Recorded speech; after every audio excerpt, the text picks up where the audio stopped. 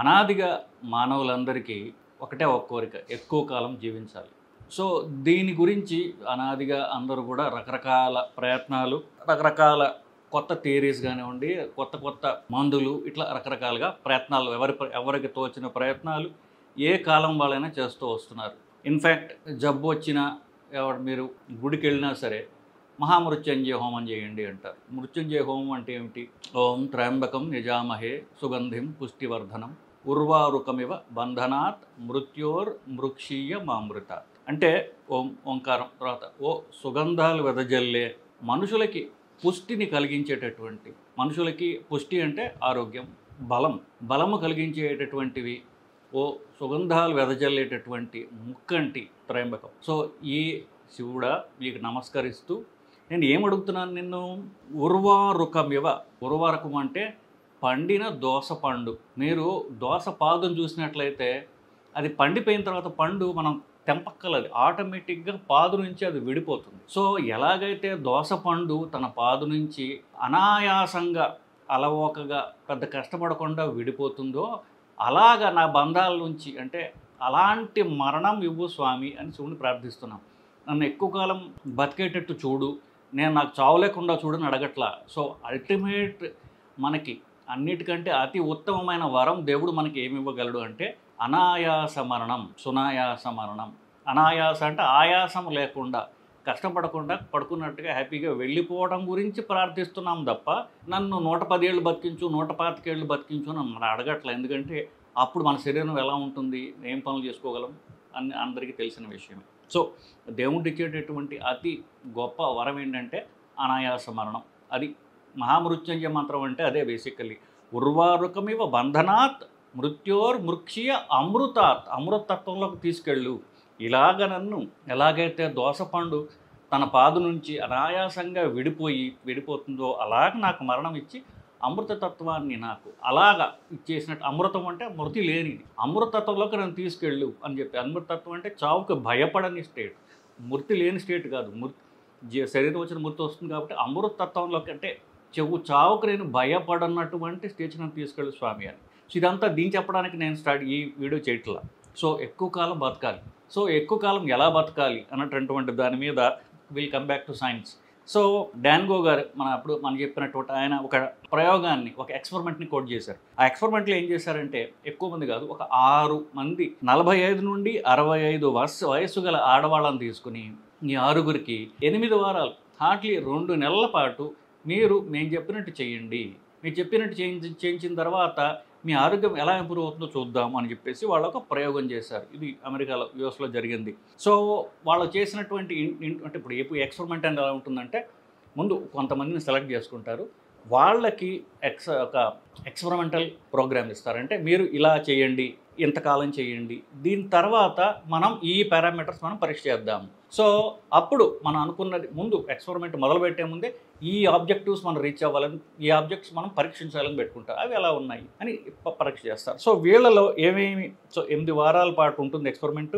ఈ 6 మంది మహిళలకి వాళ్ళ తిండి మేము మారుస్తాము, మేము చెప్పినట్టుగా వాళ్ళ వ్యాయామం రోజు చేయాలి, కనీసం 7 గంటల పాటు నిద్రపోవాలి. క్వాలిటీ ఆఫ్ నిద్ర అంటే నిద్ర వల్ల శరీరానికి రెస్ట్ వస్తుంది, తనకు తాను రీజనరేట్, అంటే తనకు తాను హీల్ చేసుకునేటటువంటి టైం వస్తుంది. సో నిద్ర మేము చెప్పినంత టైం నిద్రపోవాలి. వేరే మానసిక ఒత్తిడులు లేకుండా మేము చెప్పినటువంటి చిట్కాలు వాళ్ళు చేయాలి.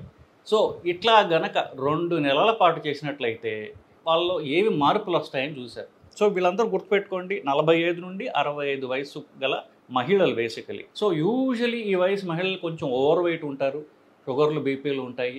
ఇవన్నీ కూడా లైఫ్ స్టైల్ డిజార్డర్స్ అంటారు. అంటే మన ఆచార వ్యవహారాలు, తిండి తెప్పలు, వ్యాయామం సరిగ్గా లేకపోవడం వల్ల వచ్చినటువంటి జబ్బులు. ఈ జబ్బుల్ని మనం కరెక్ట్ చేస్తే ఏమవుతుంది అని చెప్పేసి వాళ్ళు చూశారు. 8 వారాలు అయిన తర్వాత మీ వయస్సు 40-65 ఉండొచ్చు. వయస్సు అంటే ఏమిటి అని ఒకసారి మాట్లాడితే వయసులో మనం ఈ 2 రకాలు ఉంటాయి. అందరికీ ఒక వయసు అంటే ఆ వయసులో రకాలు ఏంటంటే అని అనుకోవచ్చు మీరు. ఒకటి క్రోనలాజికల్ ఏజ్, అంటే మీరు పుట్టిన తేదీ మీకు తెలిస్తే ఇన్నేళ్ళు అయింది, ఈ శరీరం పుట్టి ఇన్నేళ్ళు అయింది. రెండవది ఏంటి బయలాజికల్ ఏజ్, అంటే ఇప్పుడు మనం ఎప్పుడు పుట్టామో మనకు ఎలా తెలుసు? మనకు ఒక బర్త్ సర్టిఫికేట్ ఒకటి, అంటే తల్లిదండ్రులు చెప్పారు మా బాబు ఈరోజు పుట్టావు నువ్వు అని మనకు తెలుసు. ఇన్ఫ్యాక్ట్ మీరు పల్లెటూళ్ళకి అయితే చాలామంది ఎప్పుడు పుట్టామో వాళ్ళకి తెలియదు అసలు. అప్పుడు వయసు ఎలా తెలుస్తుంది వాళ్ళకి? వాళ్ళ శరీరం యొక్క ఫంక్షన్స్ బట్టి, వాళ్ళ అవయవాల యొక్క వయసు బట్టి వీళ్ళ వయసు ఇంత ఉండొచ్చు అని అందరికీ తెలిసిందే. ఇప్పుడు మనిషిని చూస్తాము, ఈ మనిషి ఇంత ఏజ్ ఉండొచ్చు అని మీరు అనుకుంటారు కదా. నేను ఎంత ఇప్పుడు ఆడవాళ్ళు ఉంటారు, వాళ్ళ వయసు చెప్పడానికి వాళ్ళు ఇష్టపడకపోవచ్చు, కానీ చూసిన వాళ్ళకి ఓహో సుమారు ఇంత వయసు ఉంటుందని తెలుస్తుంది కదా. అది బయలాజికల్ ఏజ్. అంటే మనిషి యొక్క ఆరోగ్యం బట్టి, ఆ శరీరం బట్టి ఎంత వయసు ఉండవచ్చు అది బయలాజికల్ ఏజ్.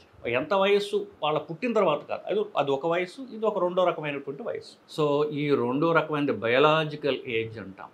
సో ఫస్ట్ది క్రోనలాజికల్ ఏజ్, అంటే ఎన్ని సంవత్సరాలు అయింది ఈ శరీరం పుట్టి. రెండవది అది దాని లోపల అవయవాల ఫంక్షన్ బట్టి అది ఎంత ఈ వయసు ఏదో ఉందో అది తగ్గచ్చు, పెరగచ్చు. తగ్గించుకోవడానికి ఏ ఇంటర్వెన్షన్ చేస్తే మన బయలాజికల్ ఏజ్ తగ్గుతుంది అనేటటువంటివి తిండి, వ్యాయామం, నిద్ర, మానసిక ఒత్తిడి తగ్గించుకోవడం. ఈ నాలుగు చేసిన తర్వాత చూసినట్లయితే ఒక 62 ఏళ్ల మహిళ, సో ఏం చేశారు, ఈ 8 వారాల తర్వాత వాళ్ళ బయలాజికల్ ఏజ్ ఎట్లా మీరు పరీక్షిస్తారు అంటే దానికి ఒక సైంటిఫిక్ ఫార్ములా ఉన్నది. దాన్ని స్టీవెన్ హోర్వాత్స్ ఎపిజెనెటిక్ క్లాక్ అంటారు. అంటే స్టీవెన్ హోర్వాత్ అనే సైంటిస్టు ఒక క్లాక్, ఒక ఫార్ములా కనిపెట్టాడు ఆయన. అది అంటే ఇంటర్నెట్లో ఉంటుంది, మీరు దానిలో వేస్తే మీకు మీ బయలాజికల్ ఏజ్ మీకు వస్తుంది బేసికలీ. సో దీని ప్రకారము వాళ్ళ వయసు ఎంత అని స్టడీ ముందు చెప్తారు వాళ్ళు. ఈ 2 నెలల తర్వాత ఈ ఫార్ములా ప్రయోగించి వీళ్ళ వయసు ఎంత తగ్గించుకున్నారు వీళ్ళు అనేటటువంటిది ఈ పరీక్ష యొక్క ముఖ్య ఉద్దేశం, ప్రైమరీ టార్గెట్. సో దాంట్లో ఒక మహిళ 62 ఏళ్ళు, ఆవిడకి 11 ఏళ్ళు ఆవిడ వయసు తగ్గించుకోగలిగింది. మిగతా అందరూ కూడా 6 మంది ఉన్నారు కదా, మిగతా 5 మంది కూడా 4 నుండి 6 సంవత్సరాలు వాళ్ళ వయసును తగ్గించుకోగలిగారు. సో వయసు తగ్గించుకోగలగటం అంటే వయసుతో వచ్చినటువంటి జబ్బుల్ని రివర్స్ చేసుకోవడమే. వీళ్ళు చేసినట్టు ఇంటర్వెన్షన్స్ మళ్ళీ చెప్తాం. ఫస్ట్ తిండి గురించి చెప్పాను. తిండి మార్పిడి. ఏం మార్పిడి చేశారు వీళ్ళు? ఏం చేశారంటే వీళ్ళకి ఒక రిసార్ట్లో పెట్టుకొని బేసికలీ 2 కప్స్ ఆకుకూరలు, మనం తినేటటువంటి సలాడ్స్లో ఆకులు ఉంటాయి, మీరు చూసినట్లుంటే రంగురంగులు ఉన్నటువంటి క్యాబేజ్ ఇట్లాంటివి ఉంటాయి. సో 2 కప్స్ ఆకుకూరలు, 2 కప్స్ సలాడ్స్ అంటే కీరా, టమాటో, క్యారెట్, బీట్రూట్ ఇట్లాంటివి. కలర్ఫుల్ వెజిటబుల్స్, మళ్ళీ నేను ఇందాక చెప్పినటువంటి క్యాబేజ్ లాంటి రకరకాల రంగురంగుల ఆకులు ఉన్నటువంటివి. 1/2 కప్ పంకిన్ సీడ్స్ అంటే గుమ్మడి గింజలు 1/2 cup. 1/4 cup, 1/4 cup sunflower seeds పొద్దుడు పువ్వు యొక్క గింజలు. బీట్రూట్ 1 లేదా 2. ఇవన్నీ వెజిటేరియన్స్వి. నాన్ వెజిటేరియన్ తినగలిగిన వాళ్ళకి లివర్, యానిమల్ మీట్ తినగలిగిన వాళ్ళకి ఆ కాలేయం, జంతువుల అంటే మేక ఇట్లాంటి మటన్ యొక్క కాలేయము, కనీసము రోజుకి 2-3 గుడ్లు. ఇదండి డైట్ వాళ్ళకి. ఎక్కడా కూడా కార్బ్స్ లేవు. మీరు చూడండి, ఎక్కడా కూడా రైస్ కానివ్వండి, వీట్ కానివ్వండి, జొన్నలు, కూరలు ఏమీ లేవు వాళ్ళకి. మోస్ట్లీ 90% సలాడ్స్ తినిపించారు, మీట్ తినిపించారు, ప్యూర్ మీట్, ప్యూర్ ప్రోటీన్ తినిపించారు. దీంట్లో ఎక్కడా కూడా మిగతా ఎవరెవరైతే చెప్తున్నారో ఇవి తినండి ఆరోగ్యం, ఇలాంటివి తాగండి ఆరోగ్యం, ఇవి ఏమీ దీంట్లో లేవు. మళ్ళీ చెప్తా, లీఫీ వెజిటబుల్స్, ఆకుకూరలు, సలాడ్స్, కలర్ఫుల్ వెజిటబుల్స్, గుమ్మడి గింజలు, సన్ఫ్లవర్ గింజలు, 1-2 బీట్రూట్లు, లివర్ 3 ounces, 3 కప్స్ చేసుకోండి. 3 కప్స్ లివరు, ప్రతిరోజు గుడ్లు 2 లేదా 3 గుడ్లు. ఇవన్నీ కూడా వాళ్ళకి తిండి రూపంలో పెట్టారు. రోజంతా ఇంతే తిండి వాళ్ళకి. తర్వాత కనీసం 7 గంటల పాటు నిద్రపోవాలి, అది మినిమం. రోజు పొద్దున్నే 2 క్యాప్స్ ప్రోబయోటిక్స్ అంటే నిజానికి అది పేగుల యొక్క ఆరోగ్యం కోసం వచ్చేటటువంటి క్యాప్సూల్స్ ఉంటాయి. ప్రోబయోటిక్స్ అని చెప్పచ్చు. అంటే ఇంకా నిజం పొల్ల మజ్జిగ వేసుకోండి.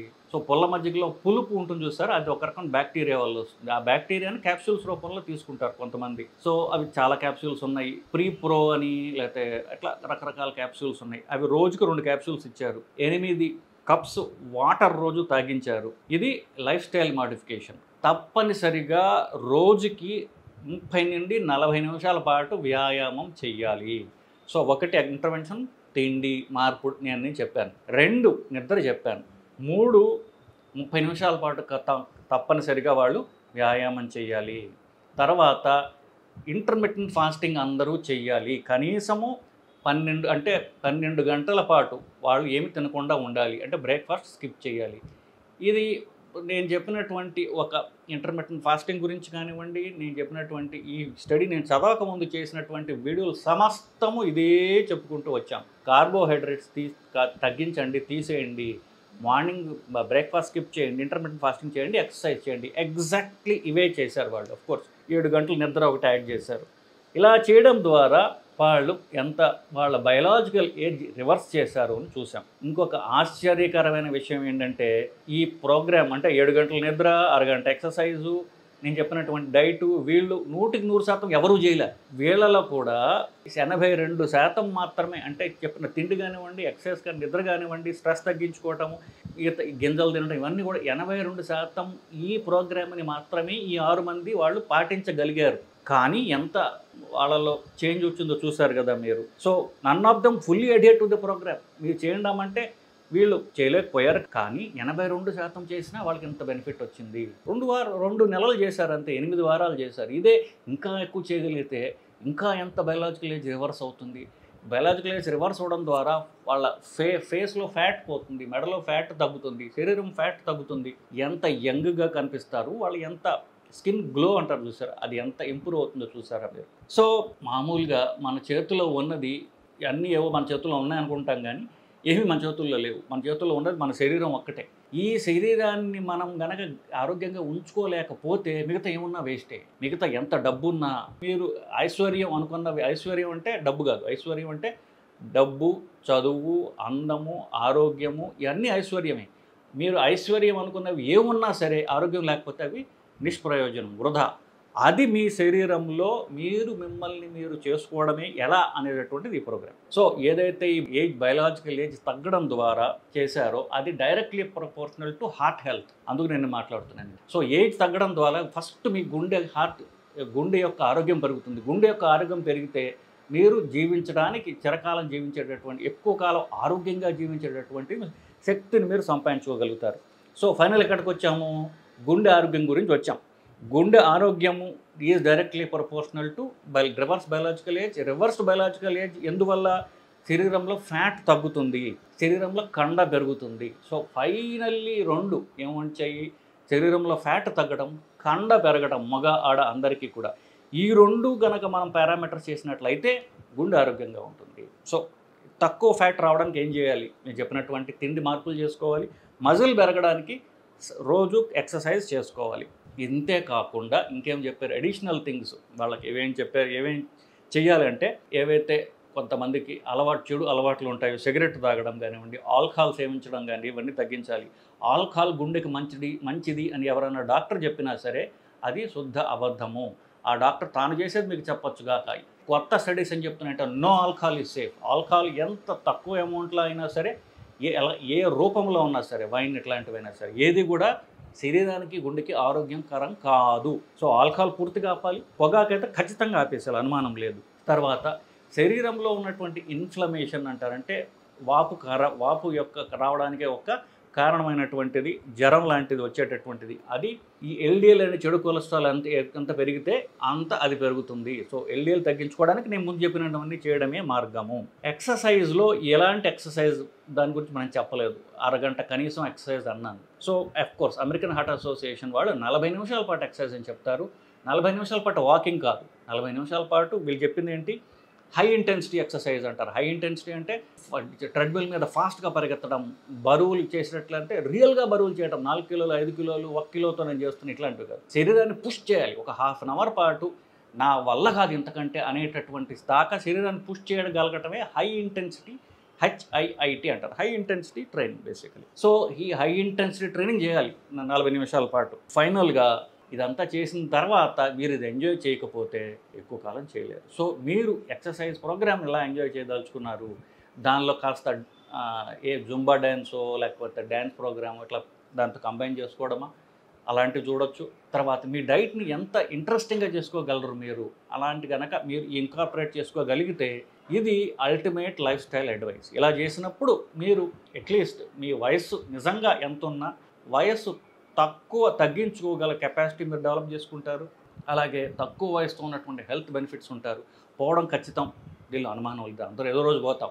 పోయే రోజు దాకా కూడా మన పనులు మనం చేసుకుంటూ మనం ఫుల్లీ కాన్షియస్గా ఉంటే, ఎవరి మీద డిపెండ్ కాకుండా ఉంటూ మనం చివరి రోజు దాకా చేయడానికి ఇది ఒక ఉత్తమమైన మార్గం అని చెప్పేసి ఈ స్టడీలో తెలిసిందండి. సో ఇది కథ. బేసికలీ వయస్సు రివర్స్ చేసుకోవడం ఎట్లా అనేటటువంటి ప్రోగ్రామ్ సైంటిఫిక్ స్టడీ గురించి నేను మాట్లాడానండి. నమస్కారం.